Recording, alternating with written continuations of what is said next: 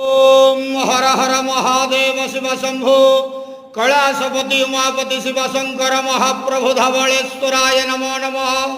दीपं यदि परम ब्रह्म दीपं यदि जनार्दन दीपाहरत मे पापो पूजा दीप नमस्तुते। धवलेश्वर महाप्रभु संसार सुखी रखंतु। आज शुभ बुधवार रे समस्त श्रद्धालु भक्त मानक आशीर्वाद करंतु, मनस्कामना पूर्ण करंतु, कर्म क्षेत्र उन्नति करंतु, ग्रह रिष्ट खंडन करंतु, जगतर मंगल करंतु, विश्वर कल्याण करंतु, आपणकर नाम प्रकाश करंतु, सेवकर डाक श्रवण करंतु, समस्त गुआवसा भक्त मानकर मनस्कामना पूर्ण करंतु। बाबा धवलेश्वराय नमो नमः। संसार सुखी रखंतु अंधेवार हरि बोलो।